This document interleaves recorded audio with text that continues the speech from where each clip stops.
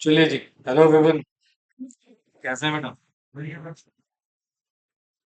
सुनिए मैम विपिन। सो प्रीवियसली हम एक कॉन्सेप्ट डिस्कस कर चुके थे बेटा, प्रॉक्सी वाला।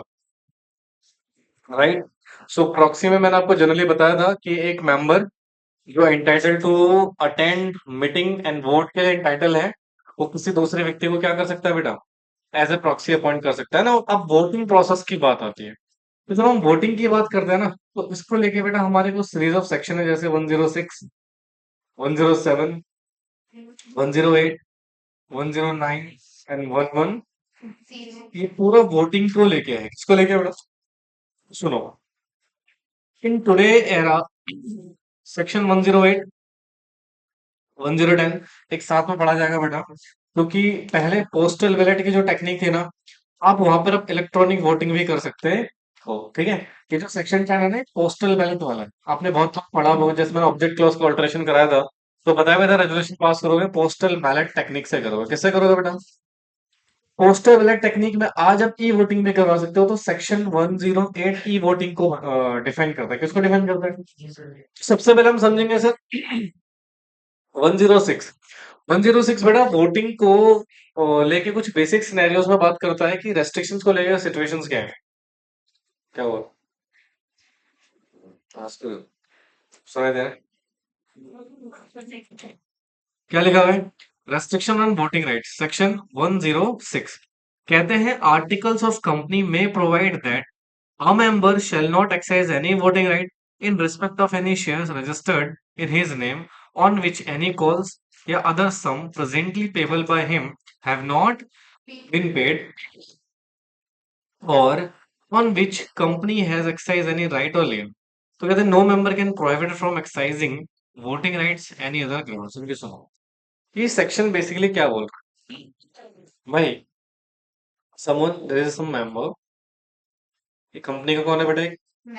अब मुझे इसके वोटिंग राइट पे रेस्ट्रिक्शन लगाना है। क्या लगाना है? Restrictions on voting rights. किस पे बेटा? वोटिंग राइट पे रेस्ट्रिक्शन लगाना है। तो सर रेस्ट्रिक्शंस क्या लग सकता है पहले तो ये, और लगेगा तो ऑफकोर्स कहाँ पे लगेगा? Articles of association. In case, in case, कैसा है?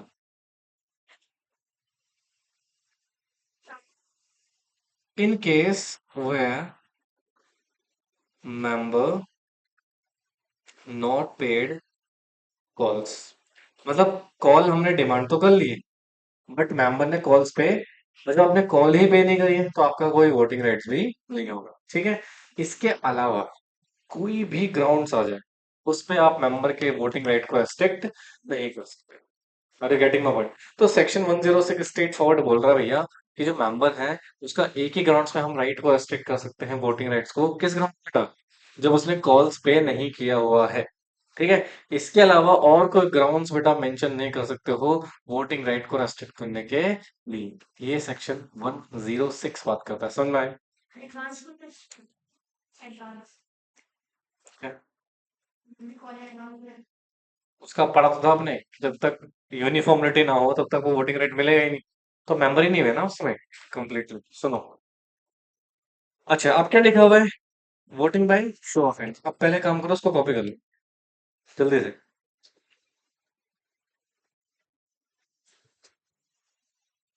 अंजलि दिखाई दे रहा है?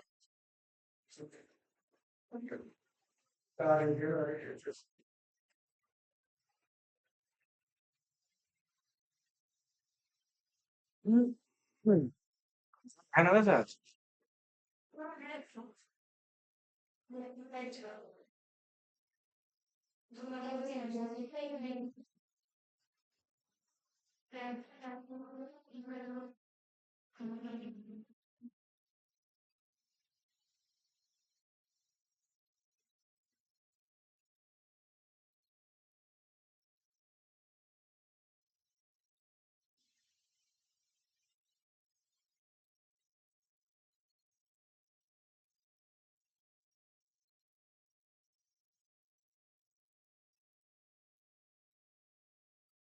डन।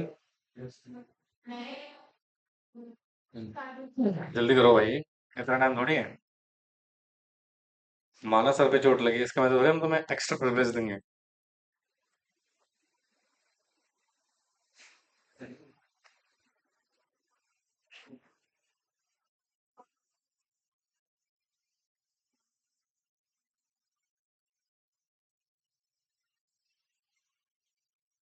फोन था क्या?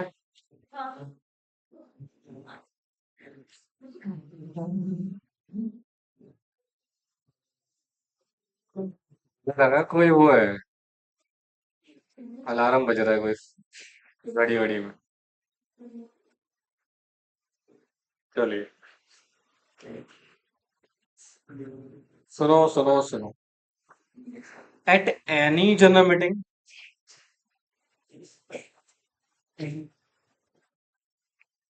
जी मैम, अभी तो देखो, इन एनी जनरल मीटिंग, जो भी रेजोल्यूशन पुट टू वोट हुआ है मीटिंग में, shall be first instances to be decided by show of hands। Show of hand क्या होता है सर? यस, आपको जैसे फॉर एग्जांपल मैंने कहा संडे को क्विज होगा, मैंने क्या बोला, संडे को क्विज होगा, जो फेवर में है हैंड रेस करेंगे। वन, वन वोट आया, दो वोट आए, तीन वोट आए, ठीक है। अच्छा फिर संडे को क्विज नहीं रखना है, कितने लोग फेवर में है? ठीक है। सो दैट मीन सर ये क्या है, शो ऑफ हैंड्स हो रहा है, क्या हो रहा है? शो ऑफ हैंड्स हो रहा है। मैं आपसे कोई पूछ थोड़ी रहा था, मैं तो सिर्फ एग्जांपल दे रहा था शो ऑफ हैंड्स क्या होता है, या फिर अनलेस, अच्छा सुनो, शो ऑफ हैंड से होगा, शो ऑफ हैंड से होगा अनलेस, ठीक है, pole is demanded under section 109। मतलब अगर आपने पोल डिमांड कर ली है फिर शो ऑफ हैंड से वोटिंग नहीं होगी, फिर पोल से वोट होगा, ठीक है। पोल क्या होता है? हाँ, फिर वोटिंग कैरी आउट हो रही है इलेक्ट्रॉनिकली अंडर सेक्शन 108, ठीक है। तो यानी कि सिंपल सी बात है, फर्स्ट इंस्टांसेस में प्राइमा फेसी वोटिंग किससे होगा? Show of hands. किससे होगा बेटा? शो ऑफ हैंड से। बट अगर क्या डिमांड कर ली गई है, फिर उससे होगा, या फिर इलेक्ट्रॉनिक वोट हो रहे हैं तो उससे होगा, तो उस केस में शो ऑफ हैंड से वोटिंग नहीं होगी साहब, समझ में आया है? तो इलेक्ट्रॉनिक वोट हुआ ना भाई, इलेक्ट्रॉनिक वोट, वहां पे आपका यस नो का आएगा ना, सेक्शन 108 के हिसाब से होगा फिर वहां पे, ठीक है। आगे देखो, अ डिक्लेरेशन बाय क्या लिखा हुआ है? Of meeting of the passing resolution, that resolution जो कि पास्ड हुआ है या फिर फेल्ड हुआ, एज द केस में on so offends, and an entry to be effect in a minutes book, and shall be conclusive evidence of the fact the passing of such resolution. मतलब अगर resolution pass हुआ, या तो पास हुआ या तो fail हुआ, पास हुआ है फेल हुआ उसको मेंशन करोगे किसमें बेटा? मिनट बुक में। किसमें बेटा? मिनट बुक में, जो भी रिवीजन वगैरह बताओगे, और ये रीजन, ये जो मेंशन आपने करा है मिनट बुक में, एविडेंस होगा कि रेजोल्यूशन आपने पुट किया था, ठीक है। No proof of number of vote cast in favour of क्या बेटा? Of and against of resolution is required, ठीक है। हम इसकी जरूरत नहीं है कि कितने कास्ट किए थे, कितने फेवर में किए थे, कितने अगेंस्ट किए थे, इसके प्रूफ की जरूरत नहीं है, ठीक है। अच्छा कहते हैं in case of private company section 107 shall apply unless otherwise specified in respective section और article of the company otherwise. मतलब आर्टिकल में कुछ और लिखा हुआ है तो फिर आप उसको फॉलो कर लेना प्राइवेट कंपनी के केस में, समझे? हाँ जी। तो 106 and 107 are the basic section, इसमें बहुत ज्यादा टेक्निकलिटी नहीं है बेटा, but now we are going to understand section 108। अब 108 को समझते हैं, 108 का प्रोसीजर समझना पड़ेगा आपको, तो इसको थोड़ा ध्यान से सुनिएगा, ठीक है। अब आती है बात, सर देखो आज के डेट में डिजिटल इंडिया है, हाँ जी, और डिजिटल इंडिया है मतलब आप यूज करेंगे इलेक्ट्रॉनिक मीन्स वोटिंग के लिए, ठीक है। तो देखो, general meeting of companies are held there registered office, meeting कहाँ होती है? And it is not possible for every member, specifically member holding minor shares, to travel up to the registered office of company and participate in general meeting of the company। भाई जो जैसे मान लो आप 100 share purchase करे हुए हैं या फिर 1000 शेयर परचेस करे हुए हैं, वो बहुत छोटा अमाउंट है कंपनी में। अब मुंबई में रजिस्टर्ड ऑफिस है मान लो कंपनी का, तो क्या दिल्ली से आप मुंबई जाओगे मीटिंग अटेंड करने के लिए? नहीं सर। वो एक तो प्रैक्टिकली भी पॉसिबल नहीं है उनके लिए, दूसरा वो फिजिबल भी नहीं। क्यों नहीं है फिजिबल? यार 1000 शेयर तुम्हारे पास है, ठीक है, उसके लिए अगर तुम मुंबई जाते हो तुम्हारा तो 10-12 हजार का खर्चा ट्रैवलिंग में ही आ जाएगा, फिर वहां पे आपका वोट का उतना वैल्यू भी नहीं है, क्योंकि अगर मान लो वोट हो रही है तो मेजोरिटी की तो बात सुनी जाएगी, तो आप किस लिए जा रहे हो वहां पे, ठीक है, कोई फायदा नहीं उस चीज का। तो कहते हैं sir To eliminate this type of difficulties and to enhance the participation of minority members, concept of e-voting has introduced by the companies in 2013. Now a member can cast his vote easily through electronic modes without physically attending general meeting. मतलब general meeting को physically attend करने की आपको जरूरत नहीं है। आप electronic votes के थ्रू भी क्या कर सकते हो बेटा, देखो कुछ केसेस में तो कंपनी के ऊपर ऑप्शन है, क्या है बेटा, ऑप्शन है कि आप ई वोटिंग कराओगे, बट कुछ केसेस ऐसे हैं जहां पर मैंडेटरी आपको इलेक्ट्रॉनिक वोट करना पड़ेगा। अब मैंडेटरी इलेक्ट्रॉनिक वोट का कॉन्सेप्ट क्या है, ये हम यहाँ पर अंडरस्टैंड करने वाले हैं काफी डिटेल में। ठीक है, बोलो भैया, नहीं आ रहा समझ?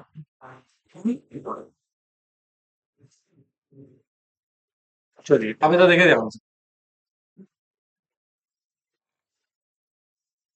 देखो देखो, e voting do not eliminate member right to physical voting of course. अगर ई वोटिंग मतलब इलेक्ट्रॉनिक वोट हो रहा है तो इसका ये मतलब नहीं है आपको फिजिकली मीटिंग में आने के लिए डिसअलाउ कर दिया गया है। आपका ऑप्शन है, आप आ भी सकते हो, नहीं भी आ सकते, this is up to you. And vote at general meeting, मतलब आप अगर ई वोटिंग से वोट हो रहा है तो भी आप जनरल मीटिंग में अटेंड कर सकते हो फिजिकली, ठीक है। However a member can cast his vote through one vote only, मतलब आप वोट एक ही मोड से करोगे, चाहे इलेक्ट्रॉनिक से कर लो चाहे फिजिकली आके वोट कर लो, करोगे एक मोड से ओनली, ठीक है। कहते हैं member after casting his vote through electronic and attend general meeting can not cast the vote of course. मान लो आपने इलेक्ट्रॉनिक मीन से वोट कर दिया, क्या कर दिया, अब आप सोच रहे हो चलो मीटिंग पे अटेंड ही कर लेते हैं, आप मीटिंग में जा सकते हो, कोई दिक्कत नहीं, कोई रिस्ट्रिक्शंस आपके ऊपर नहीं है, बट आप वोट कास्ट नहीं कर सकते क्योंकि आप ऑलरेडी वोट कास्ट कर चुके हो, ठीक है। मान लो चार रेजोल्यूशन थे, तीन मैं वोट कर दिया इलेक्ट्रॉनिकली, कैसे कर दिया भाई, चौथा जो रेजोल्यूशन है वो पुट होना बाकी था, इस पे क्या फिजिकली मीटिंग में जाके वोट कर सकते हो, बिल्कुल कर सकते हो, क्योंकि आपने तीन रेजोल्यूशन में तो वोट करा है, चौथे में आप फिजिकली करना चाहते हो डिस्कशन तो ऐसा कर सकते हो, बट हाँ सिंपल सी बात है, जो वोट एक बार कर चुके हो वो दोबारा रिपीट नहीं होगा, ठीक है, जो नहीं किया हुआ है वो तो ऑफ कोर्स कर सकते हो आप, समझे। आगे देखो, the facility of remote E voting does not dispose with the requirements of holding a general meeting by company. मतलब इलेक्ट्रॉनिक वोटिंग का मतलब ये नहीं बेटा आप जनरल मीटिंग होल्ड नहीं करोगे, जनरल मीटिंग तो होल्ड करनी ही पड़ेगी आपको, ठीक है। बोलो, हाँ। अब जरा सुनो, this is the most important concept, that is क्या, एप्लीकेबिलिटी। तो सेक्शन 108 को किसके साथ पढ़ने वाले हो, rule 20 of company management and administration rule 2014 shall apply to such companies as may be prescribed by central government. Central government ने कौन सी कंपनी प्रिस्क्राइब करी है, जिनको मैंडेटरी इलेक्ट्रॉनिक वोटिंग से ही वोट कराना पड़ेगा। मीटिंग तो करोगे, साथ के साथ क्या करोगे बेटा, इलेक्ट्रॉनिक वोटिंग से भी करोगे। पहला, वो सभी कंपनी जिनके इक्विटी शेयर्स लिस्टेड है कहाँ पे, रिकॉग्नाइज्ड स्टॉक्स में, मतलब ये बात कर रहा है एक तरीके से लिस्टेड पब्लिक कंपनीज की। किसकी बात कर रहा है बेटा, लिस्टेड पब्लिक कंपनीज की, जिनके शेयर्स बेसिकली स्टॉक एक्सचेंज में क्या है बेटा, लिस्टेड है। कौन से शेयर्स, इक्विटी शेयर्स। किसी के डिवेंचर लिस्टेड हुए तो वो एंड ऑल वो कंपनी बेटा जिनके क्या है 1,000 या उससे ज्यादा के मेंबर हैं, तो ऐसी कंपनीज को इलेक्ट्रॉनिक वोटिंग से वोट कराना पड़ेगा, ठीक है। However the provision of section 108 shall not apply किसके ऊपर, or an enterprise or an institutional investors refer in this particular rules and the company listed on institution platform of the SEBI, मतलब जो इस पर्टिकुलर सिचुएशन में institution specified है उनके ऊपर ये सेक्शन एप्लीकेबल, एक तो निधि कंपनी, दूसरा वो एंटरप्राइज या वो इंस्टीट्यूशन जो कहाँ पे लिस्टेड है बेटा, company listed on MSME. MSME मतलब स्मॉल मीडियम एंटरप्राइजेस जो है, छोटी कंपनीज के लिए मतलब मना कर दिया उन्होंने, क्या कर दिया बेटा। हाँ हाँ, आगे देखो क्या लिखा है, following companies are out of क्या बेटा, ambit of mandatory e votings. पहला, कंपनी जिसके डिवेंचर या फिर प्रेफरेंशियल लिस्टेड है, इनको जरूरत नहीं है वोटिंग कराने की। कब, हाँ जी, कंपनी बेटा लिस्टेड है कौन से प्लेटफॉर्म पे बेटा, एमएससी ट्रेडिंग प्लेटफॉर्म पे, तो उसको भी जरूरत नहीं है। या फिर जो इंस्टीट्यूशन ट्रेडिंग प्लेटफॉर्म पे लिस्टेड है, इनको भी जरूरत नहीं है, they are out of ambit of mandatory e voting. समझ में, ई वोटिंग जनरली करना किसको है, पहला वो कंपनी जो लिस्टेड है, कौन से लिस्टेड है बेटा, उसके इक्विटी शेयर। दूसरा वो कंपनी जिसके 1,000 या उससे ज्यादा मेंबर है उसको करने की जरूरत है, मतलब 1,000 से कम मेंबर है तो no need to that is conduct voting via electronic votes, समझे। भाई यहाँ तक कोई दिक्कत कोई परेशान की बात है? श्योर, लॉक कर दे।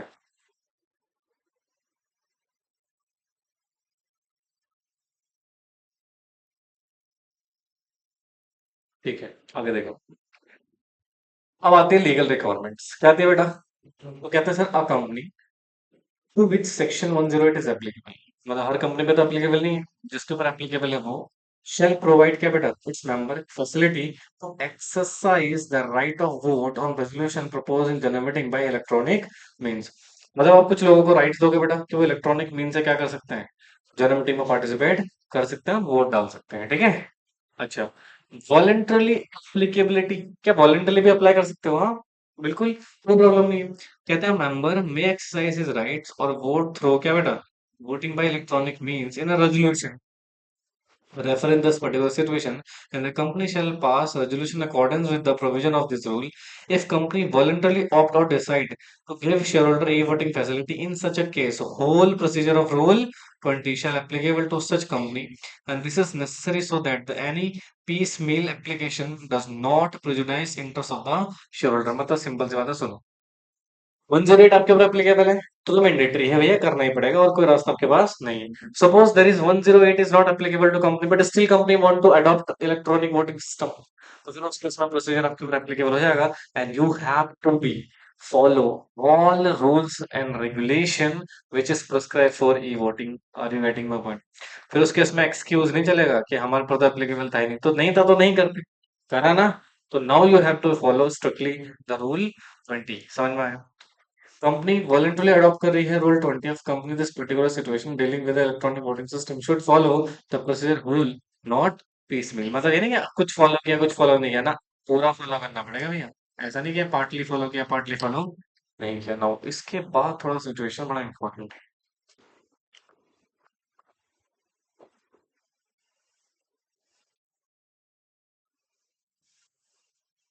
बट इसके ऊपर शॉर्ट नोट जरूर बना लेना, वरना कंटेंट बहुत सारा है और सब चीज हम क्लास में नोट डाउन नहीं कर सकते।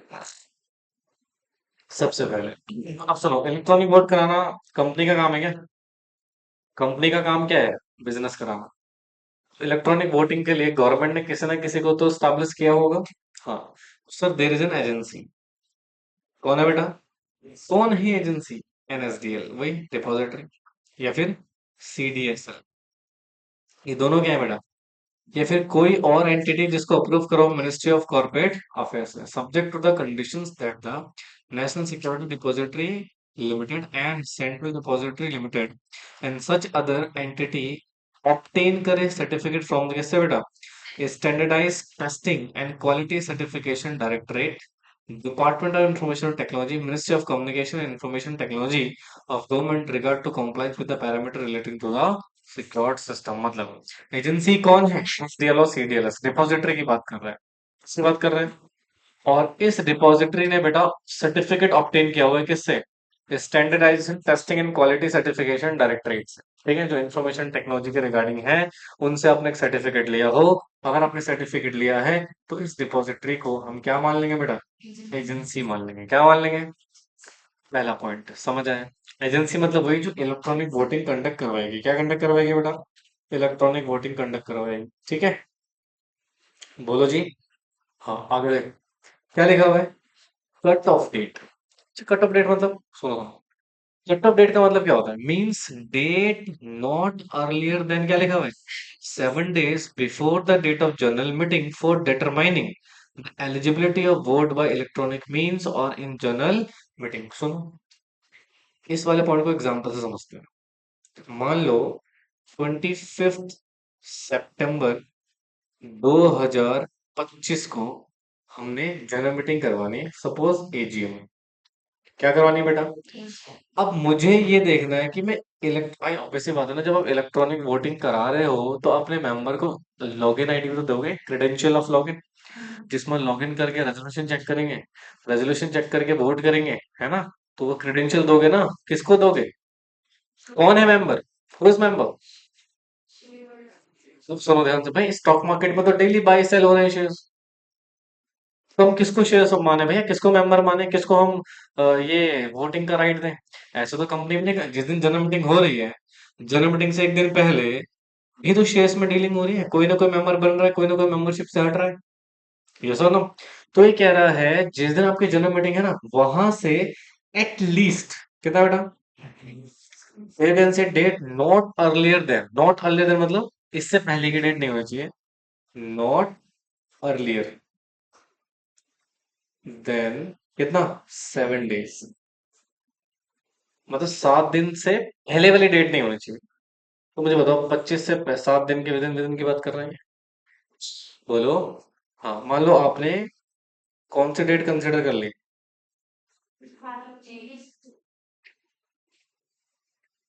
18 होगा। 18 की जो डेट है ये हो जाएगी हमारी कट ऑफ डेट। क्या हो जाएगी? Cut off date. इसका मतलब क्या है, इस डेट पे, इस डेट पे जितने भी हमारे मेंबर थे, क्या थे बेटा, मेंबर थे। अब मेंबर किस में थे, उस रजिस्टर में जो डिपॉजिटरी ने मेंटेन किया है। किसने मेंटेन किया है? या फिर कंपनी का जो आरओएम है एज पर सेक्शन 88। आरओएम मतलब रजिस्टर्ड ऑफ, तो इनमें जिसका भी नाम होगा किस डेट पे, 18 तारीख को, उन सभी को राइट मिलेगा क्या करने का, इलेक्ट्रॉनिक वोट करने का। That is called cut off date. अच्छा सुनो, 19 को किसी ने शेयर लिया हो तो, अच्छा 20 को किसी ने शेयर लिया हो तो आपको कट ऑफ डेट तय करनी पड़ेगी कि कब तक हम इसको ले सकते हैं, बट ये 7 दिन से पहले का डेट नहीं हो सकता। अच्छा 7 दिन पहले बोला है, क्या मैं 19 रख सकता हूँ?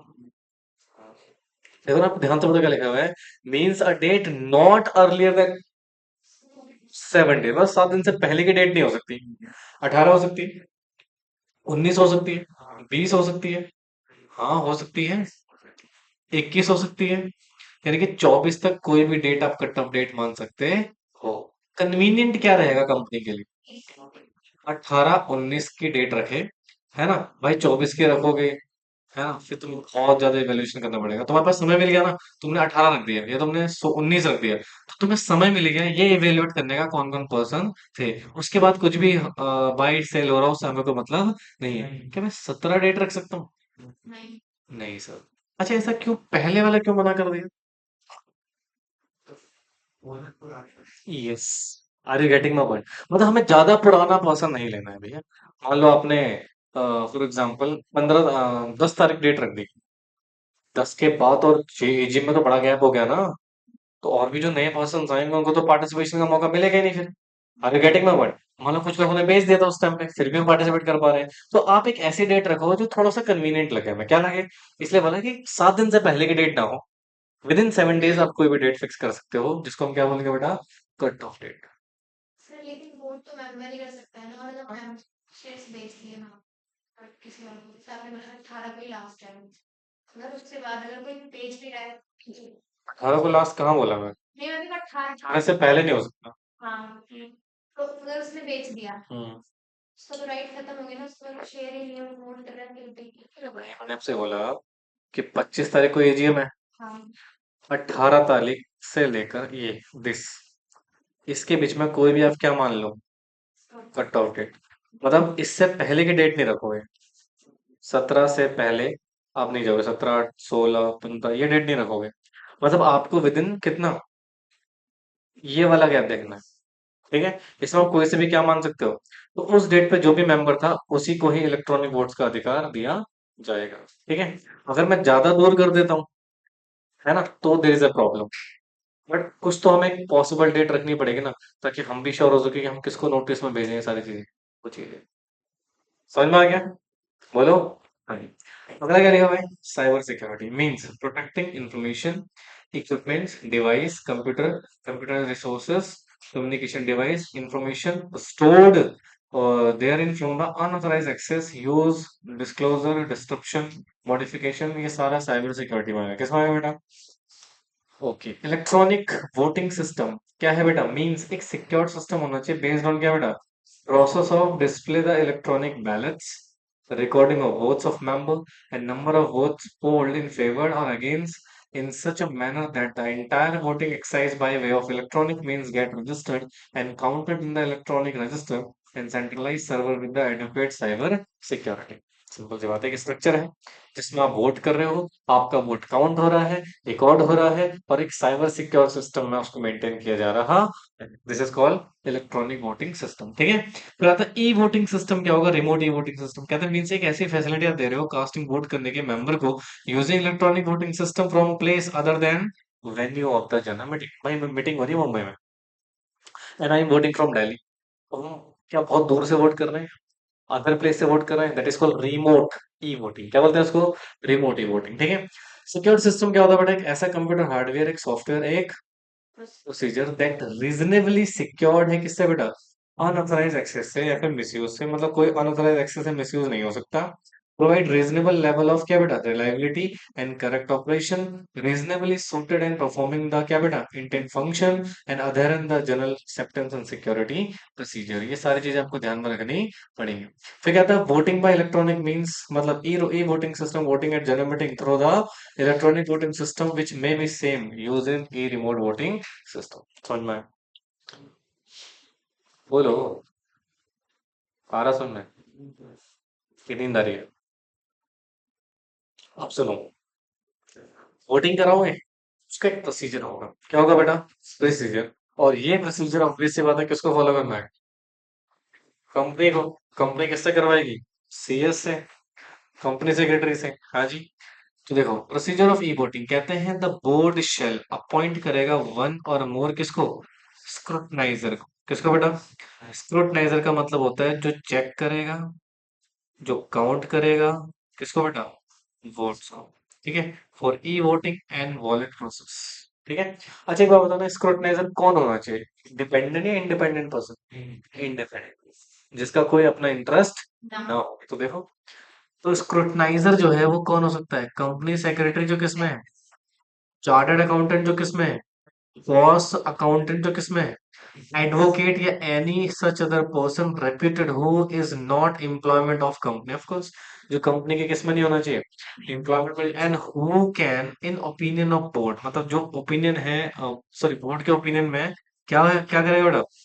Scrutinise E voting process and ballot process as the case में भी फेयर एंड ट्रांसपेरेंट मैनर में। मतलब ये जो काउंट करेगा वोट को, ठीक है, मतलब स्क्रूटनाइज का मतलब चेक करना, काउंट करना, ये करेगा फेयर व्यू में। कैसे बेटा? फेयर व्यू में, कोई पार्शलिटी कोई डिस्क्रिमिनेशन यहाँ पर एग्जीक्यूट नहीं करेगा। बुझे? तो देखो क्या, the scrutinizer appointed may take assistance ले सकता है person who is not an employment of company, यानी कि अगर आपको मदद चाहिए तो आप किसी दूसरे व्यक्ति की मदद भी ले सकते हैं, तो बट वो व्यक्ति कंपनी के एम्प्लॉयमेंट में नहीं होना चाहिए। And who is well versed with the किससे? ई वोटिंग सिस्टम की नॉलेज आपको होनी चाहिए। ठीक है, फिर कहते हैं स्क्रूटनाइजर शेल बी विलिंग टू क्या बेटा? Appoint and be available for the purpose of ascertaining the requisite majority। ठीक है, prior consent to act as a scrutinizer shall be obtained from scrutinizer and placed before board meeting। मतलब आपको scrutinizer बनना है, बन सकते हो, बट आप पहले कंसेंट दोगे। क्या दोगे बेटा? और आपने उस कंसेंट लेटर को बोर्ड मीटिंग में रखा जाएगा, प्रपोजल होगा, फाइनलाइज करके आपको अपॉइंट कर लिया जाएगा। तो सबसे पहले हमने किसको अपॉइंट किया? स्क्रूटनाइजर। कौन होता है स्क्रूटनाइजर? जो चेक करेगा, काउंट करेगा, वोटिंग को true and fair, sorry fair manner में। कैसा बेटा? Fair manner. ठीक है, बिना किसी डिस्क्रिमिनेशन के, और एक कंपनी के एम्प्लॉयमेंट में नहीं होना चाहिए, एक इंडिपेंडेंट पर्सन होना चाहिए। अगर ये किसी दूसरे व्यक्ति की असिस्टेंस ले रहा है, मदद ले रहा है, तो वो व्यक्ति भी क्या होना चाहिए बेटा? इंडिपेंडेंट ही होना चाहिए, कंपनी के एम्प्लॉयमेंट से नहीं होना चाहिए। हाँ, साथ के साथ उसको नॉलेज हो किसके बेटा? E voting. अगला, अपॉइंट करोगे किसको? एजेंसी अभी हमने पढ़ा था ऊपर, एनएसडीएल, सीडीएलएस या फिर कोई और एजेंसी जिसने सर्टिफिकेट ऑब्टेन करा हो किससे बेटा? Standardize testing and quality standard से। ठीक है, बोलो। हाँ, कहते हैं agency shall appointed for providing and supervising electronic platform for voting. मतलब इस एजेंसी को हमने अपॉइंट करा है ताकि प्रोवाइड करें, सुपरवाइज करें किसको? इलेक्ट्रॉनिक प्लेटफॉर्म्स को। किसको बेटा? वोटिंग के लिए। अच्छा, आप डिसाइड करोगे क्या? कट ऑफ डेट पढ़ चुका, कट ऑफ डेट। हाँ, for the purpose of recording the name of member who are entitled to vote. ये कितने दिन पहले नहीं होना चाहिए बेटा? 7 दिन पहले नहीं होना चाहिए। देखो, The cutoff date determining the member who entitled to vote through e-remote voting system या electronic voting system shall be the date. ये वो डेट होगी not earlier than 7 days prior to the fixed from the meeting. समझे? 7 दिन पहले वाली date नहीं होनी चाहिए. Only member जो कट ऑफ डेट में who have not exercised their voting right through e-remote voting system shall entitled to क्या बेटा? समझे? नहीं आया. अगला कहता है sir every company provide E voting facility shall offer such facility to all member irrespective whether they hold shares in physical form या फिर लिमिट फॉर्म. इससे फर्क नहीं पड़ता, तो आपको सभी को ऑप्शन देना पड़ेगा ई वोटिंग का. समझे? अगला ऑथराइज किसको? अगर चेयरमैन नहीं है तो to receive the scrutinizer register report on E voting and other relevant paper with request detail.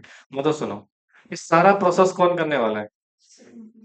तो उसने कुछ रजिस्टर्ड मेंटेन किया होगा, कुछ रिपोर्ट बनाई होगी रिपोर्ट में, फिर कोई भी रिलेटेड पेपर्स या डॉक्यूमेंट्स होंगे. वो सारे डॉक्यूमेंट बेटा आप किसको दोगे? चेयरमैन. किसको? अगर चेयरमैन नहीं है तो कोई भी डायरेक्टर जिसको ऑथराइज किया गया हो. देखो, scrutinizer required to submit their report within a period of कितने दिन?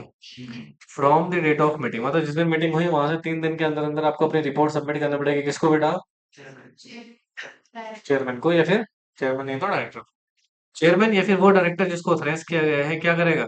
काउंटर साइन करेगा स्क्रूटनाइजर रिपोर्ट सो रिसीव. मतलब obvious सी बात है ना, मैंने रिपोर्ट दिया भाई, इसकी क्या एविडेंस है मैंने आपको रिपोर्ट दे दिया है, तो अब दिया है, अब उसमें काउंटर साइन करोगे. क्या करोगे बेटा? तो इस बात का एविडेंस होगा कि हाँ भैया ये फलानी डेट पे हमने इस पर्टिकुलर रिपोर्ट को ऑब्टेन कर लिया था. ठीक है, बोलो बच्चों. आगे क्या लिखा हुआ है? A company which provide facility to member to exercise voting via electronic means shall comply with the following procedure. अब सुनो भाई, पहला पॉइंट हमने पढ़ लिया. स्क्रूटनाइजर की जो रिपोर्ट है सबमिट होगी 3 दिन के अंदर अंदर, और ये रिपोर्ट किसको दी जाएगी? चेयरमैन को या एनी अदर डायरेक्टर्स को. अब क्या लिखा हुआ है? देखो, कहता है notice of meeting shall send to all member director auditors of the company either by registered post से भेजोगे या फिर स्पीड पोस्ट से. पढ़ चुके ऑलरेडी. या इलेक्ट्रॉनिक मीन से भेज दो जो कि प्रियोरिटी किस में? ईमेल आईडी पे, या फिर कुरियर कर दो भैया. ये तो ऑलरेडी पढ़ चुके थे आप. हाँ जी.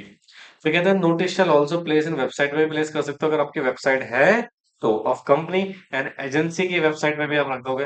एजेंसी मतलब एनएसडीएल, सीडी, एसएल.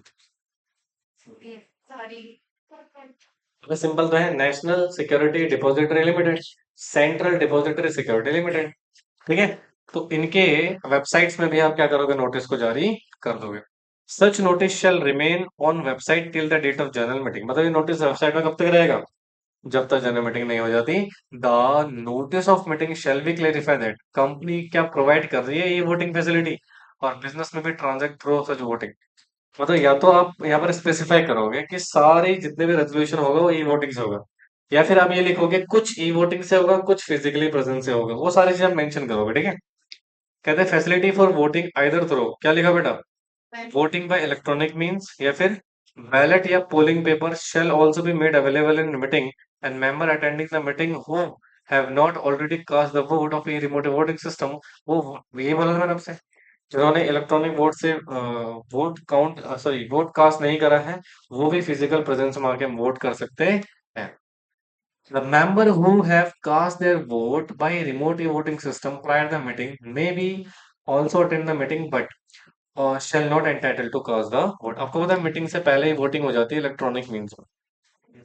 ठीक है, मतलब पहले भी आप वोट डाल सकते हो. मीटिंग अभी नहीं हुई है फिर भी आप वोट डाल सकते हो. रेजोल्यूशन तो आ चुके हैं आपके पास. हाँ, बट आपने वोट डाल दिया, अब आपको लग रहा है कि यार मुझे मीटिंग भी अटेंड करनी है, तो आप कर सकते हो, बट आप क्या नहीं कर सकते? दोबारा वोट नहीं डाल सकते. ठीक है. एडिशनल डिस्क्लोजर क्या क्या दोगे नोटिस में? पहला, इंडिकेट करोगे प्रोसेस और manner of voting bye electronic means. दूसरा, इंडिकेट करोगे time schedule including the time period during which votes में बी कास्ट बाय ई रिमोट वोटिंग सिस्टम. मतलब वो टाइम बताओगे किस दौरान आप वोट डाल सकते हो.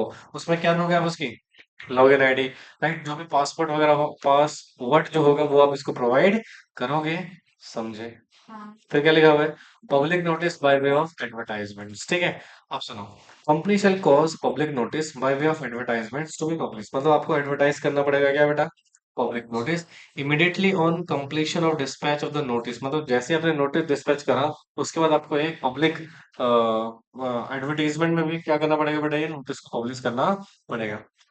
Public public notice shall be publish at least, क्या लिखा हुआ, 21 days before the date of meeting, मतलब 21 दिन पहले, नहीं सेम नहीं बेटा, वहां पे 21 क्लियर डेज है, यहाँ पे क्या है 21 डेज। क्लियर डेज का मतलब पता है ना, date of dispatching and date of meeting both are excluded, ठीक है। यहाँ पर सिर्फ क्या लिखा हुआ है, 21 दिन पहले आप क्या करोगे, नोटिस को पब्लिश करोगे। ऑफ कोर्स एक वर्नाकुलर लैंग्वेज होनी चाहिए जो मेजरली उस रजिस्टर्ड ऑफिस के जहां पर रजिस्टर्ड ऑफिस फॉलो करा वहां बोली जा रही है, और दूसरी क्या होगी बेटा, इंग्लिश न्यूज़पेपर में जो वाइड सर्कुलेशन में हो दोनों न्यूज़पेपर, उसमें आप क्या करोगे बेटा, नोटिस को पब्लिश कर दोगे। तो कहते हैं पब्लिक नोटिस शैल स्पेसिफाई फॉलोइंग मैटर, जो भी आप डिफाइन करा, पहला स्टेटमेंट ऑफ बिजनेस, वो कौन सा बिजनेस है जो ट्रांजेक्ट होने वाले हैं किससे बेटा, इलेक्ट्रॉनिक वोटिंग से। Date and commencement of E voting कब शुरू होगी, date and time for remote E voting कब होगी, कट ऑफ डेट क्या होगी, ठीक है, बोलो। Manner in which person who have acquired shares and become member of company after the dispatch of notice may obtain login ID and password, मतलब अगर आपने मीटिंग का नोटिस जा चुका है उसके बाद अगर आपने कंपनी में शेयर परचेस करे हैं तो आपको कैसे लॉगिन आईडी मिलेगा वो आपको बता भाई। नोटिस कब जाता है, 21 क्लियर डेज, और कट ऑफ डेट क्या बोला है, not earlier than 7 days, right. Notice तो नहीं मिला आपको, ठीक है, नोटिस नहीं मिला, क्यों, आप तो मेंबर थे ही नहीं, आपने बाद में क्या लिया, शेयर परचेज किया, तो आप क्या बन गए, मेंबर। बट 7 दिन पहले ही मेंबर आप बन चुके थे, तो आपको ई वोटिंग फैसिलिटी तो देनी पड़ेगी ना, तो उस केस में भी आप मैनर डिसाइड करोगे, समझे, नहीं आया समझ, आगे देखो। स्टेटमेंट है, मतलब कि स्टेटमेंट हो गया जिसमें E remote voting shall not allow beyond the set date and time, मतलब आप उसमें टाइम बताओगे कि इस टाइम और इस डेट के बाद ई वोटिंग फैसिलिटीज आपको प्रोवाइड नहीं होगी। Manner manner in which company shall provide voting by member present in the meeting, मतलब कैसे जो मीटिंग में प्रेजेंट है। मैंने एक बात बताओ ना, मान लो ई वोटिंग करवा रहे हो आप, ई वोटिंग करवा रहे हो बट कुछ मेंबर तो मीटिंग में आ चुके हैं, ठीक है, वो कैसे वोट डालेंगे, उसको भी मैनर को स्पेसिफाई करोगे। फिर कह रहे हैं मेंबर में participate in general meeting even after exercising rights of vote, ये पढ़ चुके ऑलरेडी, हाँ, बट इनको अलाउड नहीं होगा वोट करना, बट ये मीटिंग में आ सकते हैं। Person whose name recorded on register of member or register of beneficiary or maintain by the depository on cut off date only entitled to क्या बेटा, avail the facility of E remote voting system, मतलब cut off date पे जिसका नाम है ROM में या फिर किस में। अच्छा मुझे बात बताओ, ये कॉन्सेप्चुअल है या नॉर्मल, बट इस पे ना मैं आपको चार्ट कॉन्सेप्ट नहीं बता सकता हूँ, ठीक है, ये हर चीज आपको एक तरीके से रीड आउट ही करनी पड़ेगी, ठीक है ना। फिर कहते हैं website address of the company अगर कोई है, या फिर एजेंसी का नोटिस ऑफ द जहां पर डिस्प्ले किया हुआ है। फिर कह रहे हैं जी नाम, designation, address, email ID, phone number of a person responsible to address the grievances connected, जैसे फॉर एग्जांपल अभी आप आईसीएसआई क्या कर रहा था बेटा, ई रिमोट एग्जामिनेशन तो करवा रहा था ऑनलाइन, क्या कोई डेजिग्नेटेड पर्सन था, क्यों नहीं था ना, आपको नहीं पता था तो, लेकिन मतलब आप क्या करोगे, एक व्यक्ति को डेडिकेट करोगे कि जो भी इलेक्ट्रॉनिक मीन से समस्या आ रही है आपको, आप उस पर्सन से कनेक्ट कर सकते हो और वो आपके इस प्रॉब्लम को रिजॉल्व करेगा, ठीक है। बट उस समय बच्चा इतना नर्वस होता है उसको नहीं आइडिया लगता मैं किसको कॉल करूँ क्या करूँ, right, are you getting my point. So ऐसे ही आप क्या करोगे बेटा, ई वोटिंग होगा, अब मेंबर से लॉगिन नहीं हो रहा, पासवर्ड में कुछ इश्यू आ रहा है, लॉगिन क्रेडेंशियल रॉन्ग बता रहा होता है ना, समटाइम सब कुछ सही डाल रहे हो तो फिर भी क्या होता है, लॉगिन क्रेडेंशियल आर रॉन्ग। उस केस में आप किससे कनेक्ट करोगे भाई, उस व्यक्ति से जिसको हमने ऑथराइज किया हुआ है और वो आपको सोल्यूशन प्रोवाइड करेगा। कहते हैं public notice shall be placed on website of company, बार बार वही चीज समझ में आया?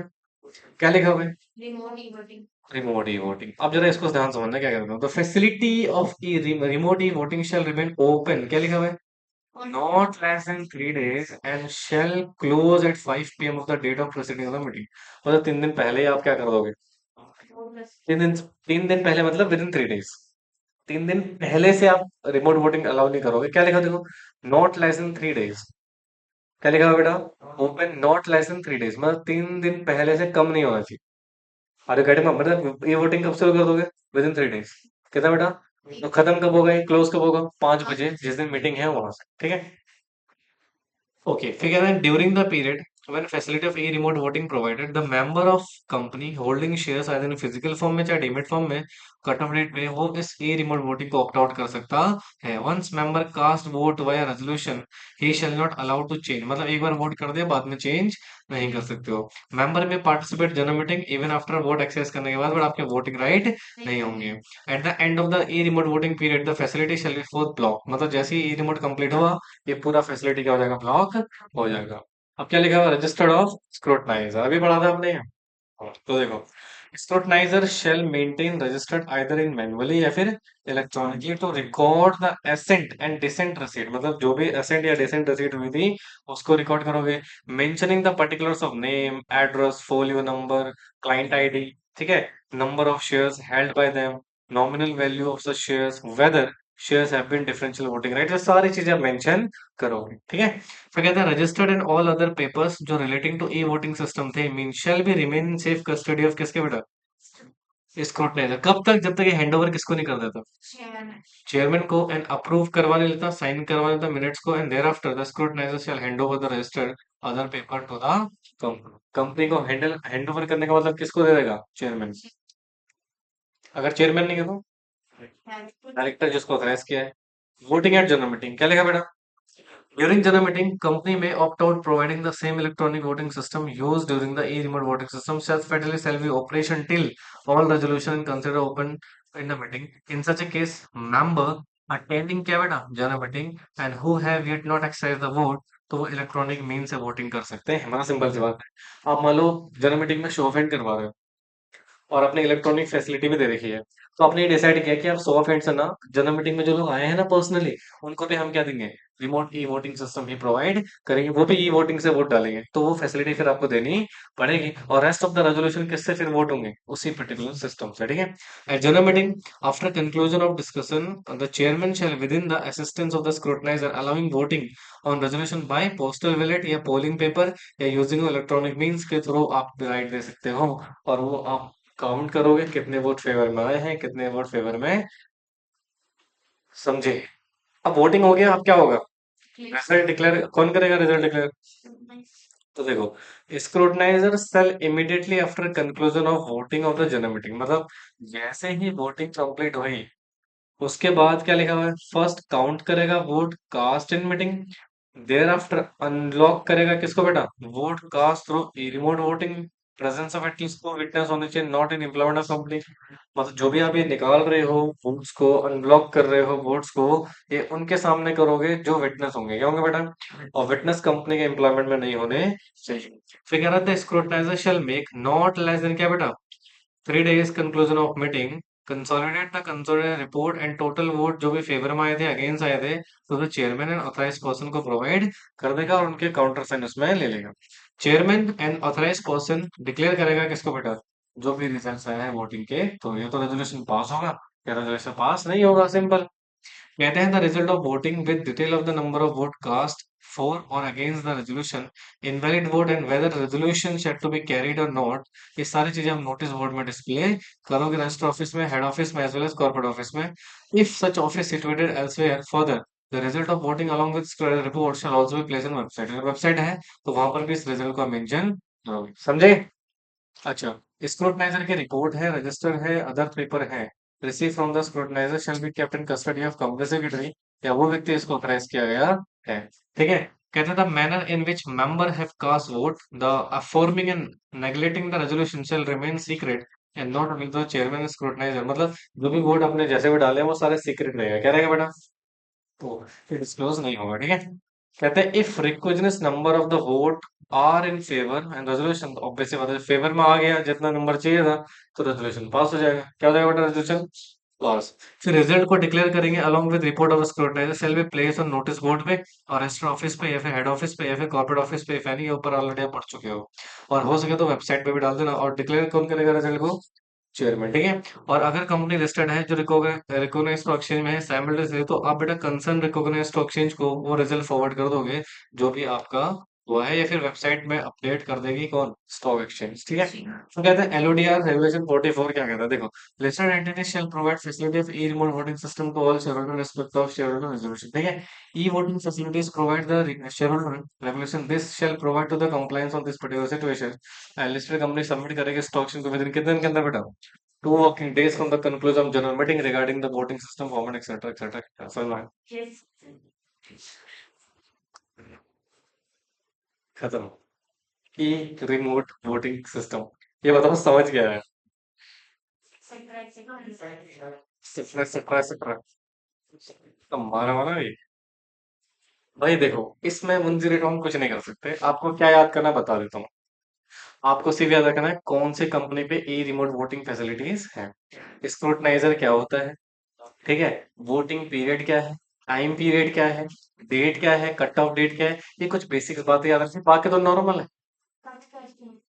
Are you getting my point? तो ये कुछ चीजों के ऊपर आपको शॉर्ट नोट्स बनाना पड़, जैसे कट ऑफ डेट क्या होती है, एजेंसी कौन है, ई वोटिंग सिस्टम क्या है, ठीक है, स्क्रूटनाइजर का काम क्या है, चेयरमैन का काम क्या है, कंपनी सेक्रेटरी का काम क्या है, वोटिंग कितने पहले शुरू हो जाएगी, कितने दिन तक वोटिंग चलेगी, ठीक है, स्क्रूटनाइजर रिपोर्ट किसको सबमिट करेगा। ये कुछ बेसिक्स बातें हैं जो आपको याद रखनी है, बाकी तो बेसिक्स है।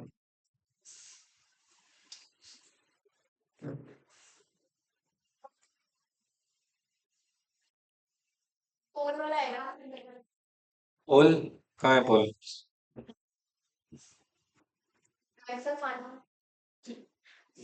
पानी पियो जाके डूब मरो उसमें।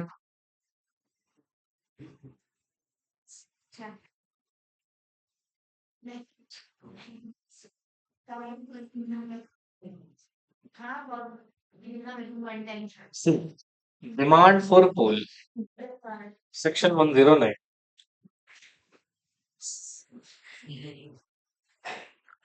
जी इसमें ना सबसे देखो, पोल तो आपको पता है क्या? वो पोल नहीं जिसमें वो मतलब एक वोटिंग सिस्टम।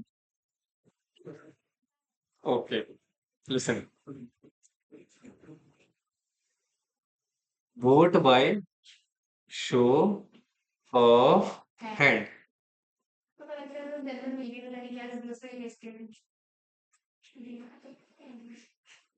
तो यहाँ पर होता है 1 member is equal to 1 vote. ये होता है। बोलो भाई, ये तो बड़ी नाइंसाफी है सर। तो जिन्होंने एक शेयर खरीदा है उनके पास भी एक वोट है, जिन्होंने 1 लाख शेयर परचेस करे उनके पास भी क्या है? तो नाइंसाफी हो रही है ना। चलो इंसाफ करते हैं फिर। तो ये आपने पढ़ा था so found that is section 107। बोलो। कहते हैं सर एक वोटिंग सिस्टम है by poll. Voting system by poll का मतलब क्या होता है कि सर आपने नंबर ऑफ शेयर्स जो होल्ड करे हैं ना, उतने ही आपके पास क्या होंगे? Number of votes. लाइकवाइज अगर आपने 100 शेयर्स होल्ड करे हैं, इक्विटी शेयर्स, तो वोट कितने हैं आपके पास? 100 वोट होंगे। तो आप वोट दोगे तो उसको 100 वोट काउंट किया जाएगा। ठीक है। अगर 1 लाख वोट है आपके पास, सॉरी 1 लाख शेयर्स है आपके पास, हाँ जी, अगर 1 लाख शेयर है आपके पास तो आपके पास वोट भी कितने हो गए? तो मतलब ये बेसिकली सिचुएशंस ये है बेटा कि number of shares is equal to number of. और ये हमें पता है, ये पता है ना तुम्हें। बट प्रश्न जानते हो क्या आता है? प्रश्न ये आता है सर, पोल को डिमांड कब करना है? पोल करेगा, उसको हम रिक्वेस्ट करेंगे पोल डिमांड करने की। बस ये चीज हमें इस पर्टिकुलर सेक्शन में डिस्कस करना है। पहला क्या? नोट कब पोल कब पता लगा मीटिंग खत्म हो गया, आप कह रहे हो आप हम पोल से वोट करने वाले हैं। Right. Right, are you getting my point? तो पोल कब डिमांड करना है, पहला क्वेश्चन तो ये आ गया। कौन डिमांड करेगा, दूसरा क्वेश्चन ये आ गया। तीसरा, किसको बोलेंगे रिक्वेस्ट करेंगे पोल डिमांड करने के लिए? Are you getting my point? हाँ, तो ये चीजें हमें यहाँ पे डिस्कस करनी है बच्चों। आप पहले इस कॉन्सेप्ट को लिखिए फटाफट।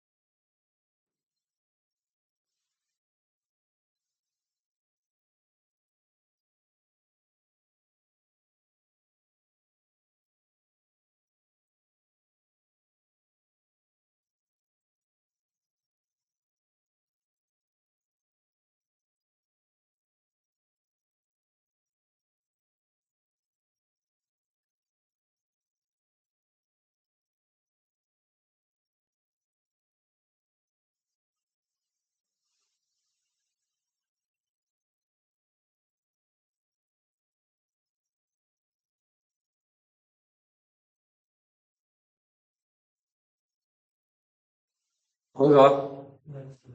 हो गया नहीं हुआ।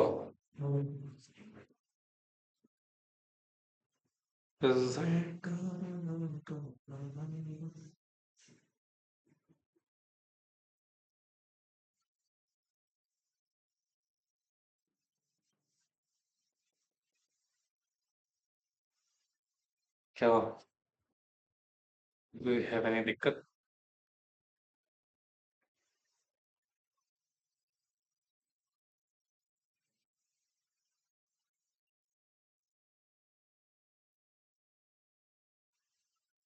हम्म।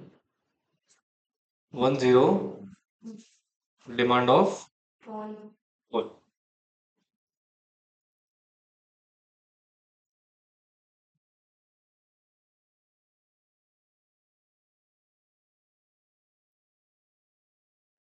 सुनो,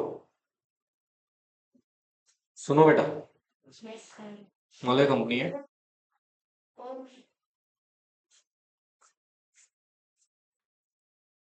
क्या?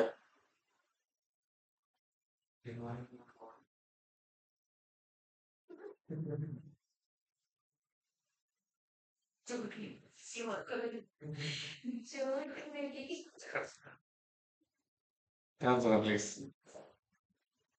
अब से यहाँ हो क्या रहा है? कंपनी हेल्ड क्या बेटा? General meeting. बस बस बस बस, थैंक यू। ठीक है। General meeting. और इस जनरल मीटिंग में ऑफ कोर्स कोई चेयरपर्सन होगा। और मान लो ये जो चेयरपर्सन है, ये वोटिंग करवा रहा है, voting by show of hands. Show of hand से यहाँ पे वोटिंग होगी। यस और नो? अब सर एक जनरल मीटिंग चल रही है, ठीक है जी, चल रही है। अब हम चाह रहे हैं जी पोल डिमांड करना। क्या करना है बेटा? पोल डिमांड कैसे होगी और कब होगी? कहते हैं शो ऑफ हैंड से आपने वोटिंग तो करवा लिया। हम्म। तो बेसिक सिचुएशन है, तो आप एक काम करो लो, बिफोर। कब बेटा? बिफोर या और ऑन द डिक्लेरेशन। क्या जी? Declaration of the result.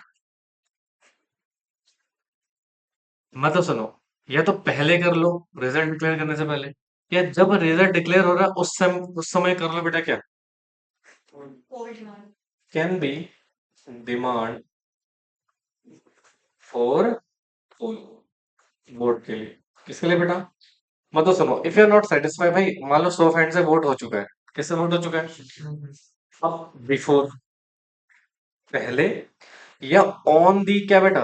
Declaration of result, मतलब रिजल्ट डिक्लेयर नहीं हुआ है तो उससे पहले ही डिमांड कर लो पोल। या फिर डिक्लेयर हो रहा है, डिक्लेरेशन के वक्त क्या कर लो? पोल डिमांड कर लो। किसने कहा? स्क्रूटनाइजर का क्यों करेगा डिक्लेयर भाई पोल?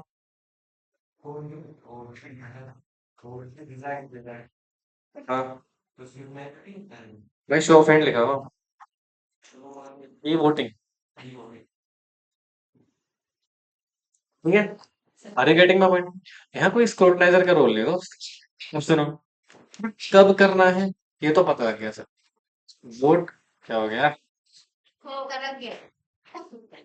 ठीक है। तो डिमांड फॉर पोल कब करना है ये हमें पता लग गया। अब प्रश्न आता है कौन करेगा। तो सर ये डिमांड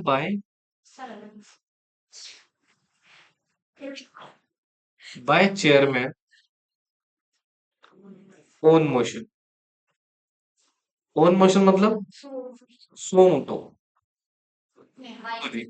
शट अप। या फिर ऑन रिक्वेस्ट ऑफ, सुनो, shut up, on request of, सुनना ध्यान से प्लीज। अगर कंपनी है जहां पे क्या है जी? Share capital. या फिर कंपनी है जहां पे नॉट शेयर कैपिटल। बोलो। ठीक है, सुनना ध्यान से। अब सर अगर मान लो कंपनी कौन सी है बेटा? शेयर कैपिटल वाली। तो कहते हैं सर बाय मेंबर कौन बेटा? बाय मेंबर आ गया। बाय मेंबर जो प्रेजेंट है मीटिंग में, ठीक है, या फिर बाय प्रॉक्सी। प्रॉक्सी अगर अलाउड है तो पता लगे प्रॉक्सी को अलाउड ही ना कर रखा हो, ठीक है। बोलो भैया, मतलब यहाँ पे क्या कह रहा है, मेंबर जो प्रेजेंट है वो, या फिर प्रॉक्सी अगर अलाउड किया है तो, सब्जेक्ट टू कंडीशन। इन्होंने होल्ड कर रखे, क्या कर रखे हो बेटा, होल्ड कर रखे हो क्या, not less then 1/10 of 1/10 of total voting rights. Total voting rights क्या बेटा, टोटल वोटिंग राइट्स, या फिर टोटल वोटिंग राइट्स, या फिर ध्यान सुनना कंसंट्रेशन से, कि होल्डिंग शेयर्स, क्या बेटा, holding shares on aggregate basis. किस बेसिस पे, जिसकी जो वैल्यू है वो 5 लाख से कम नहीं होनी चाहिए, नॉट लेस देन 5 लाख, या वो हायर अमाउंट जो एसबीबी के बेटा प्रेस्क्राइब्ड हो। सुनो मैं क्या कह रहा हूँ, आप पोल वोट, पोल से डिमांड कर रहे हो, पोल की किसने डिमांड कर रहे हो, तो चेयरमैन खुद भी कर सकता है, ठीक है। अगर चेयरमैन खुद नहीं कर रहा है तो उसके पास रिक्वेस्ट आई होगी, किसकी रिक्वेस्ट आई है, मेंबर की, या फिर प्रॉक्सी की। एक मेंबर भी हो सकता है, मेंबर्स भी हो सकते हैं, ठीक है, जिन्होंने होल्ड कर रखे कम से कम कितने, 1/10 ऑफ टोटल वोटिंग राइट्स, या फिर 1/10 नहीं देखेंगे, क्या देख रहे हैं, शेयर्स होल्ड कर रखे हैं कितनी वैल्यू के, नॉट लेस देन, कम से कम 5 लाख या उससे ज्यादा, तो भैया उस केस में आप पोल डिमांड करने के लिए एलिजिबल है। समझ आए? तो श्योर। अच्छा, अब कहते हैं सर ये वाले केस की बात करते हैं। देखिए यहाँ पर ना एक और काम करना, मेंबर्स तो हो गया, यहाँ पर मेंबर्स भी हो सकते हैं, ठीक है। बोलो यार। अच्छा, अगर अदर देन कंपनी कैसे, तो कहते हैं एनी मेंबर, या फिर मेंबर्स, हाँ जी, एनी मेंबर या फिर क्या बेटा, मेंबर्स, और प्रॉक्सी भी। कौन बेटा? अच्छा, प्रॉक्सी कब, अगर उसको अलाउ किया गया है, ठीक है, तो ये पोल डिमांड कर सकते हैं, but having not less then 1/10 of total voting rights. समझ आया? अगर इतने लोग रिक्वेस्ट, आई मीन ये लोग रिक्वेस्ट कर रहे हैं जिन्होंने एलिजिबल क्राइटेरिया फिल करी है, तो उस केस में मेंबर इनकी रिक्वेस्ट, सॉरी चेयरमैन इनकी रिक्वेस्ट पे क्या कर सकता है बेटा, पोल डिमांड कर सकता है। कब डिमांड होगा, before on declaration, before or on declaration of results bye show of hands. कौन डिमांड करेगा, चेयरमैन। कौन डिमांड करेगा, चेयरमैन तो कर सकता है, या फिर रिक्वेस्ट रिसीव करेगा। रिक्वेस्ट रिसीव के दो कंडीशंस है, company having share capital, company not having share capital. Company having share capital है तो कोई भी मेंबर, मेंबर्स, प्रॉक्सी अगर अलाउड है तो, बट सब्जेक्ट टू कंडीशन उन्होंने 1/10 of total voting rights hold कर रखे हो, या फिर 5 लाख के बराबर के शेयर होल्ड कर रखे हो, सिंगली या एग्रीगेट बेसिस, ठीक है। और अगर company not having share capital है तो वहां पर भी मेंबर, मेंबर्स, प्रॉक्सी अलाउड है, तो 1/10 ऑफ टोटल वोटिंग राइट्स आपने होल्ड कर रखे हो तो। समझे? लिख लो।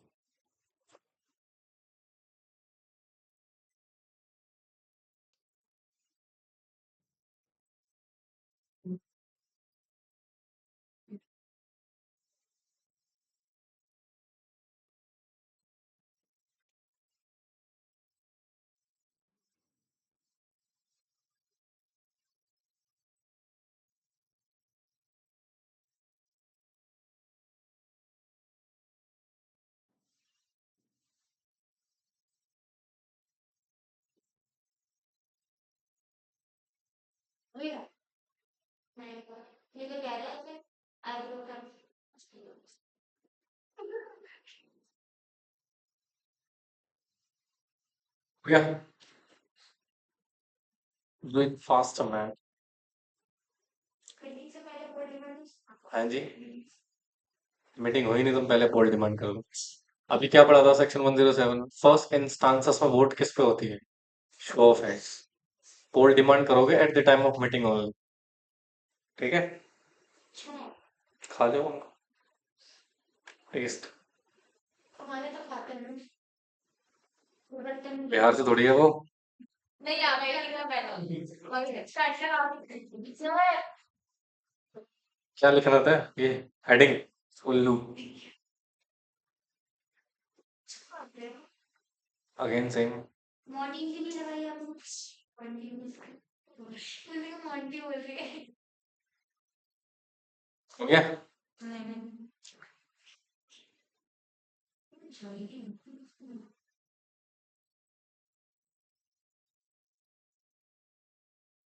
नहीं तो जल्दी करो, आज का टारगेट मेरा मिस हो जाएगा नहीं तो।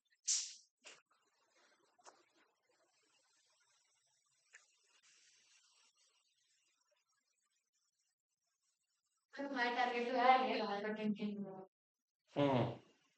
जो आने रहा फालतू इन्फॉर्मेशन नहीं लगी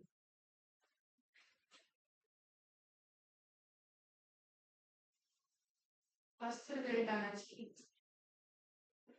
क्यों नहीं हुआ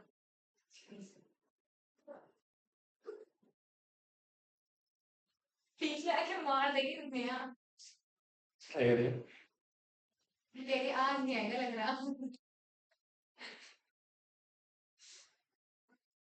अच्छा ट्यूसडे है ना, पिछली बार भी ट्यूसडे को है। मंगलवार को ही आते रिजल्ट मंगलवार को नहीं आया बुधवार को आया मंगलवार को रिजल्ट ही आया आएगा हाँ, हम we are waiting on this. बस ये तो वही था। हाँ फिर आपका कितना टाइम क्या हुआ?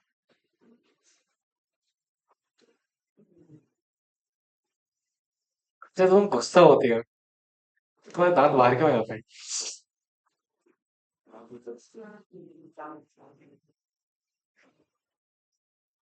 मैं कैजुअली क्वेश्चन पूछ रहा हूँ जस्ट। एक्टिंग तो व्यायाम करते हैं यहीं पर व्यायाम करके दिखे व्यायाम एक बार पूरी एकदम दूसरी सुनाने लगता है तीसरी तीसरी इंसान एक डेमो हो जाए। रवि एक बार मान लो, मान लो एक क्विज क्विज पोस्टपोन करने को बोल रही है, सपोज, कैसे बोलेगी?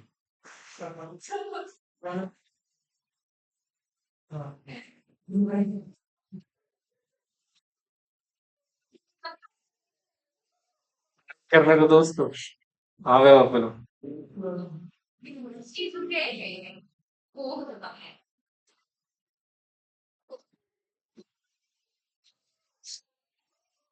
अच्छा देखो देखो, अच्छी एक्टिंग करता लड़का है।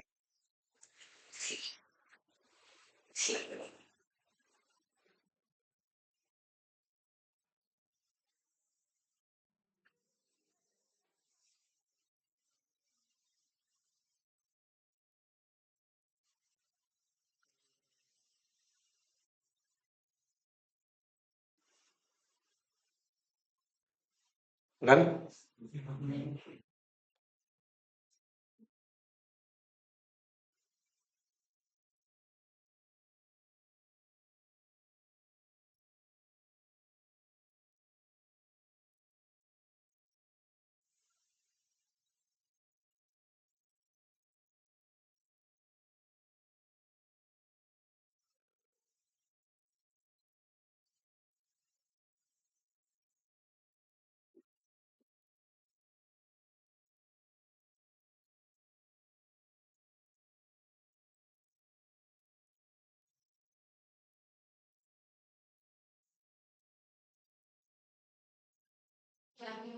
शेयर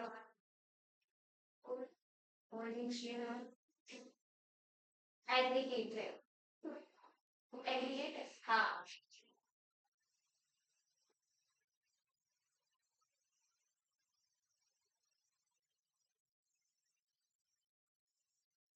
या नहीं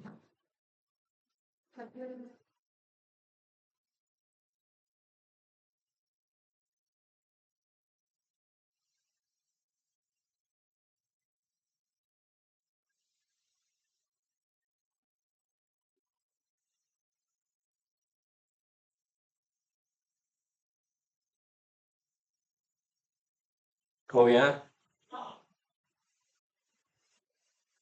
कल हमने एक चूहा पकड़ा था यहाँ पे।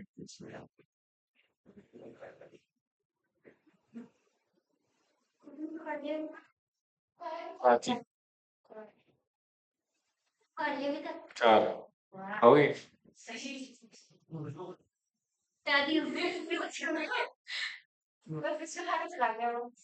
हाँ कल नहीं फंसा यार, बिस्किट खा के चला गया वो। वो हैकर था। भाई पूरा बिस्किट खाया हुआ था उसने, पता नहीं था लेकिन नालायक।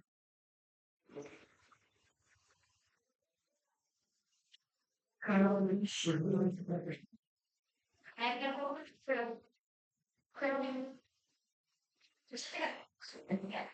चले चले चले। हो गया, thank you thank you thank you thank you. इधर देखो, कह रहे जी on or on, sorry, before or on declaration of क्या बेटा, result of voting on any resolution by show of hands, ठीक है, poll may be ordered to be taken by chairman of the meeting by its own motions, या फिर shall be order, जो भी request उसको मिली है, demand from the following persons, ठीक है। हैविंग शेयर कैपिटल है तो क्या देखो क्या लिखा हुआ है, कोई भी मेंबर प्रेजेंट है मीटिंग में, या फिर प्रॉक्सी अगर अलाउड है तो, बट उन्होंने नॉट हैविंग कितना बेटा, 1/10 ऑफ वोटिंग राइट्स हो, या फिर टोटल होल्डिंग कितनी कर रखी बेटा उन्होंने, 5 लाख रुपए की, तो उस केस में दे कैन डिमांड पोल, ठीक है। या अदर कंपनी है तो ऑफकोर्स वहां पे मेंबर है, मेंबर्स है, या फिर कोई भी प्रॉक्सी जो अलाउड है बेटा, जिन्होंने कम से कम नहीं तो कितना, 1/10 of total voting rights hold कर रखे हैं, ठीक है। Chairman shall get validity of demand verified, मतलब कौन वेरीफाई करेगा इस डिमांड को, चेयरमैन। तो कहते हैं डिमांड फॉर पोल में भी withdraw eight the time by person who demand, मतलब जिन्होंने पोल डिमांड किया है उन्हीं के पास अधिकार है उसको विड्रॉ करने का, भी विड्रॉ भी कर सकते हैं, ठीक है। टाइम फॉर टेकिंग क्या बेटा, पोल एंड डिक्लेयरिंग रिजल्ट, कहते हैं a poll shall be taken for with if the demanded for adjournment of the meeting, मतलब आप चाहते हो मीटिंग को क्या करना, एडजर्न करना, तो पोल डिमांड कर सकते हो, या फिर किस लिए बेटा, चेयरमैन के अपॉइंटमेंट के लिए पोल को डिमांड कर सकते हो, ठीक है। कहते हैं poll shall be taken on such time not being later than, क्या लिखा बेटा, 48 hours time taken from the demand was made on the questions. The chairman shall announce the date, venue, time of taking poll, enable member to adequate convenient opportunity for exercise the vote, मतलब chair की responsibility है बेटा, date बताएगा, venue बताएगा, time बताएगा, जहाँ पे हम क्या करेंगे बेटा, taking the poll to enable member to adequate and convenient opportunity to exercise their vote. For the chairman may permit करेगा any member, ये बताओ क्या करेगा बेटा, may permit any member so desire to present the time of counting the vote. The chairman shall inform the member the mode of time of such communication, which shall any case 24 hours closer the meeting case, the venue, time taken and poll not announced, मतलब क्या है situation इसमें से, क्या कह रहा है, पहले हेडिंग क्या लिखा हुआ है, टाइम फॉर टेकिंग क्या बेटा, poll and declaring the result. The poll shall be taken forthwith if it is demanded, किसके लिए, मतलब अगर मीटिंग एडजन के लिए पोल डिमांड कर रहे हो, या फिर अपॉइंट कर रहे हो किसको, चेयर, इस केस में इमीडिएटली पोल डिमांड करो, ठीक है। अच्छा फिर कह रहा है poll shall be taken on such time, क्या कह रहा है, नॉट लेटर देन 48 hours, मतलब 48 घंटे से लेट नहीं होना चाहिए, for time when demand was made by any other question, मतलब सुनो, ये वाला जो पॉइंट है ना, इसको मान लो केस वन, क्या मान लो, भाई अगर आपने एडजन मीटिंग करनी है उसके लिए पोल डिमांड करी है, या फिर चेयरमैन के अपॉइंटमेंट, तो इमीडिएटली पोल इफेक्टिवली डिमांड करनी पड़ेगी, ठीक है। बट मान लो अगर कोई और अदर क्वेश्चन में पोल डिमांड हुई है, तो चेयरमैन बेटा कितना टाइम के अंदर पोल अनाउंस करेगा, 48 घंटे से पहले में, नॉट लेट, ठीक है। फिर कहते हैं the chairman shall announce, chairman announce करेगा क्या, क्या, venue, time taken for poll, enable the member to have educate and convenient opportunity exercise vote, जहां पर मेंबर क्या कर सकते हैं बेटा, अपने वोट एक्सरसाइज कर सकते हैं। तो दो केस है, सुनना ध्यान से, मैं क्या करूं, पहला मीटिंग एडजन के लिए पोल डिमांड हुई है, या फिर चेयरमैन के अपॉइंटमेंट के लिए, तो इमीडिएटली पोल आपको डिमांड करना पड़ेगा, उसमें आपको 48 आवर्स का टाइम नहीं है, ठीक है। इसके अलावा और कोई केस में पोल डिमांड हुई है, उस केस में क्या करोगे, 48 घंटे के अंदर अंदर पोल डिमांड करोगे, 48 आवर्स करोगे मतलब मीटिंग तो होगी ना, मीटिंग के बाद हो रहा है सिचुएशन। तो फिर एक्सरसाइज कहाँ होगी, वोट, उसका डेट टाइम वेन्यू वगैरह इन्फॉर्म करोगे किसको, मेंबर्स को फर्दर। चेयरमैन में परमिट, किसी भी मेंबर को परमिट कर सकता है जो डिजायरस है to present at the time of क्या बेटा, काउंटिंग वोट, मतलब जब वोट काउंट हो रहे हैं तो उस समय कोई मेंबर चाहता है कि वो प्रेजेंट रहे, तो चेयरमैन उसको क्या कर सकता है बेटा, अलाउ कर सकता है, परमिट कर सकता है। Chairman shall inform other member को इन्फॉर्म करेगा the mode and the time of such communication, और right which shall be in case of कितना बेटा 24 hours close of the meeting of the case date venue etcetera provide करेगा, मतलब 24 घंटे के अंदर अंदर आपको टाइम प्रोवाइड करेगा जहाँ पे आप क्या कर सकते हो, पार्टिसिपेट कर सकते हो काउंटिंग में। समझे, अब क्लियर है, अभी भी नहीं आया, बोल, तो सोच के क्या बोल रही है। Where a poll is taken, the chairman of meeting shall appoint such number of person as he deemed necessary to क्या बेटा scrutinize the poll process and vote given on poll and report therein, मतलब simple सी बात है, एक तरीके से स्क्रूटनाइजर भी यहाँ पर अपॉइंट हो। कौन अपॉइंट होगा, स्क्रूटनाइजर, किस लिए, जो पोल से वोट हुआ है उसको चेक करने के लिए, काउंट करने के लिए, and the result of poll shall be deemed to be decisions of meeting और resolution on the poll was taken. साढ़े मुझे से पहले पहले हो रहा है, यानी मीटिंग तो अर्जेंट हो गई होगी। लो, मीटिंग हो चुकी है, वोटिंग भी हो चुकी है, सब कुछ हो चुका है, बट अब मेंबर ने उस पे पोल डिमांड कर दी है। क्या डिमांड कर दिया है, पोल में किसी एक मेंबर का तो वोटिंग राइट नहीं होगा, सभी का होगा, है ना। अब सुनो, जब पोल से वोट होगा तो मेंबर क्या करेगा, चेयरमैन क्या करेगा, 48 घंटे के अंदर, क्योंकि उसका अरेंजमेंट भी तो करना पड़ेगा। आपने पोल डिमांड कर दिया, तुम्हारे लिए तो आसान है ना, उसका अरेंजमेंट भी तो करना पड़ेगा, उसमें टाइम लगेगा नहीं लगेगा, मीटिंग तो हो चुकी है, मीटिंग में रिजल्ट भी आ चुका है, रेजोल्यूशन भी पास हो चुका है फ्लो ऑफ हैंड से, ठीक है। तो अब आप क्या कर रहे हो, 48 घंटे के अंदर अंदर क्या होगा, पोल डिमांड होगा, राइट। और पोल की सारी फैसिलिटीज रखनी पड़ेगी जहाँ पे डेट एंड वेन्यू वगैरह सब बताया जाएगा, तो उस पर्टिकुलर टाइम पे वोट होगा, उसके बेसिस पे जो रेजोल्यूशन पास होगा उसको फाइनल रेजोल्यूशन माना जाएगा, ये है, समझे। नहीं नहीं, डिमांड कर चुके हो आप, पोल वोटिंग के लिए, मतलब चेयरमैन कितने टाइम में इनिशिएट करेगा एक्शन। ये 24 आवर्स पर। अरे वो उसके लिए है, काउंटिंग में अगर आप आना चाहते हो चेक करने के लिए,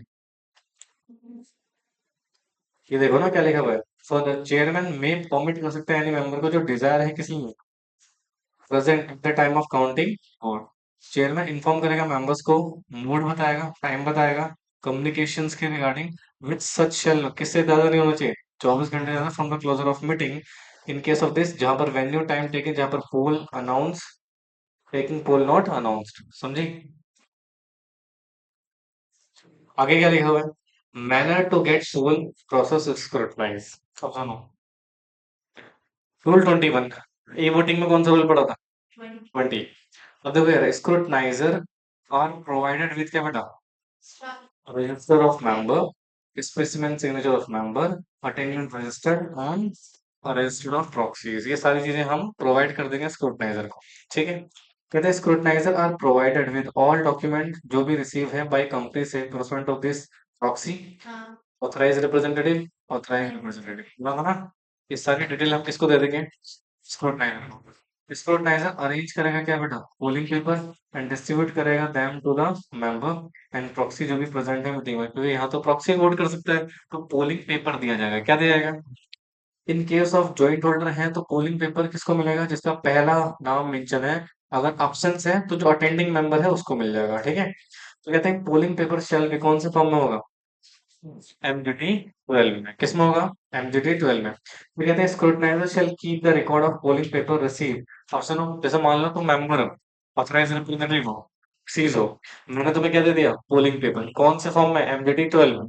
अब तुमने उसमें वोट करे, तुमने लिखा उसमें तुम्हारे पास कितने शेयर्स हैं, कितने vote etcetera etcetera, yes no वगैरह, ठीक है, और आपने वो मुझे हैंड ओवर कर दिया, मैं कौन, स्क्रूटनाइजर, ठीक है। अब उस पोलिंग पेपर को मैं रिकॉर्ड पे रखूंगा, किस पे रखूंगा, स्क्रूटनाइजर लॉक कर देगा एंड सील कर देगा empty polling boxes in presence of member, और जो भी मेंबर प्रेजेंट थे और कोई एम्प्टी बॉक्स अगर बचा है उसको क्या कर देगा, लॉक कर देगा और सील कर देगा।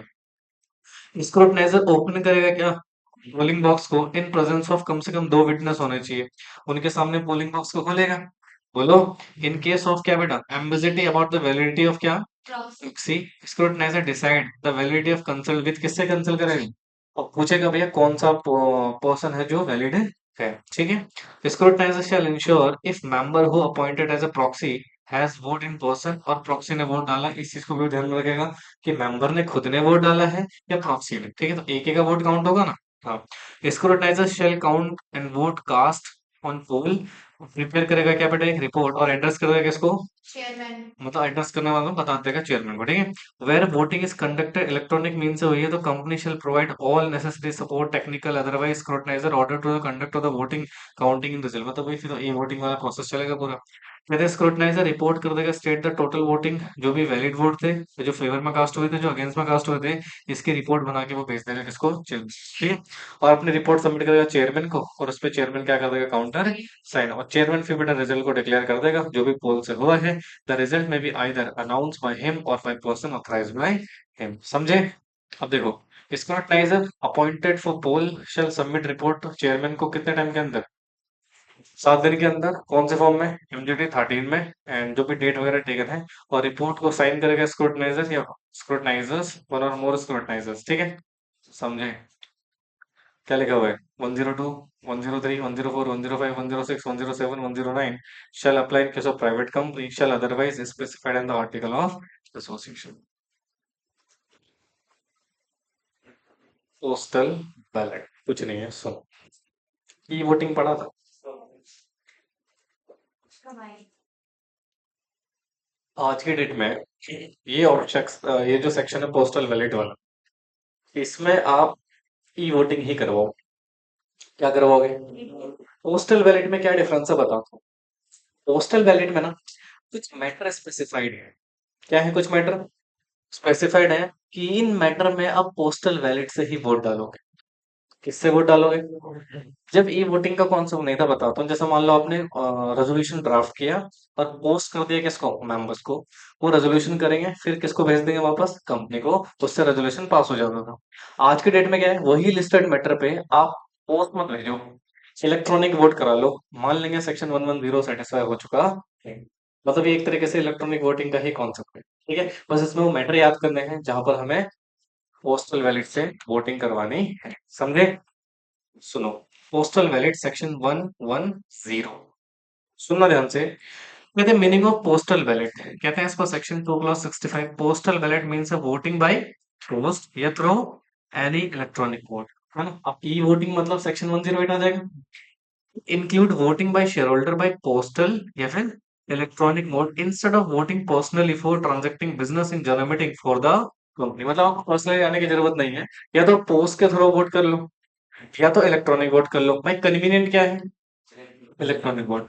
तो सेक्शन 110 में जो लिस्टेड मैटर्स हैं, लिस्टेड मैटर में आप या तो इलेक्ट्रॉनिक वोट करा लो या पोस्टल वोटिंग करवा लो, जो भी आपका मन कर रहा है वो कर लो, ठीक है। देखो, company shall transact such item of business as central government may by notification declare to be transacted only by means of postal ballot, मतलब कुछ मैटर्स हैं जो लिस्ट करे गए हैं। क्या करे गए हैं कि इनमें आपको सिर्फ और सिर्फ क्या करना है बेटा? पोस्टल बैलेट से ही वोट करवाना है। Provided that any item of business required to be transact by means of postal ballot under section 110 subsection may be transacted at general meeting by company, right, which is required to provide facility of member vote by electronic means under section 108, मतलब ये कह रहा है भैया 110 में जो भी matter लिखे हुए हैं वोट कराने के लिए पोस्टल वेट से, उन पे आप 108 से वोट करवा सकते हैं। अगर करवा दोगे 110 अपने आप सेटिस्फाई मान लिया। समझ तो आया ही नहीं सब। देखो क्या करें। कंपनी में use postal ballot for transacting item of the business other than, पहले क्या लिखा है? ऑर्डिनरी बिजनेस, पता है ना? 102 में पढ़ा था आपने, बोलो। हाँ। दूसरा, any business in respect of which director auditor है right to heard in meeting, मतलब जहां पर डायरेक्टर और ऑडिटर को हम सुनेंगे, उस ट्रांजेक्शन को छोड़ के आप बाकी सारे किसके थ्रू करा सकते हो बेटा? पोस्टल बैलेट के थ्रू करा सकते हो। यानी कि ऑर्डिनरी बिजनेस पोस्टल बैलेट से नहीं होगा, वो जनरल मीटिंग में होगा। कहाँ पे होगा? कौन से जनरल मीटिंग में? एजीएम, ठीक है। देखो, Each item proposed to be passed through postal ballot shall be in form of resolution and shall be accompanied with the explanatory statement and set out all material facts would be enable member to understand the meaning, scope, implication. obvious सी बात है ना, आप post के through resolution भेज रहे हो, free कर रहे हो, तो इसलिए आपको एक्सप्लेनेटरी स्टेटमेंट में सब कुछ लिखना पड़ेगा ताकि मेंबर उसको पढ़े और समझ सके इसका कॉन्टेक्स्ट, क्या समझ सके बेटा। अच्छा, कंपनी सेंड करेगी नोटिस और साथ के साथ क्या बेटा, ड्राफ्ट रेजोल्यूशन रजिस्टर्ड पोस्ट से, या फिर या फिर या फिर या फिर any electronic means to all shareholder explaining the reason the requisition is them to send their assent and dissent, और रिक्वेस्ट करेंगे कि आप अपने assent या dissent को हमें वापस पोस्टल बैलेट से भेजिए। if the resolution assented by the requisitionist majority by means of postal ballot it shall be deemed to be duly passed in general meeting convened on this behalf। मतलब अगर आपने for example postal ballot से कोई भी resolution pass करा है तो हम मान लेंगे आपने जनरल मीटिंग में ही रेजोल्यूशन पास किया, समझे, बोलो यार।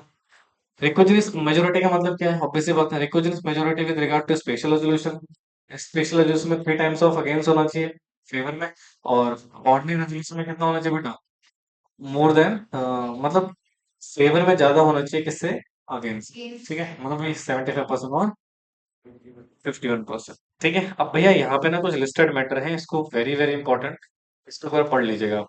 देखो, ये है वो बिजनेस जो भी ट्रांजेक्ट करने हैं किससे, पोस्टल बैलेंस। पहला क्या लिखा है, ऑल्टरेशन ऑफ ऑब्जेक्ट क्लॉज, कौन सा क्लॉज, जब ऑल्टर कर रहे हो तो उसमें आपको पोस्टल बैलेट का यूज करना पड़ेगा। आर्टिकल ऑफ एसोसिएशन को ऑल्टर कर रहे हो किस केस में बेटा, removal of provision of declaration of payment, मतलब कन्वर्जन की बात कर रहा है।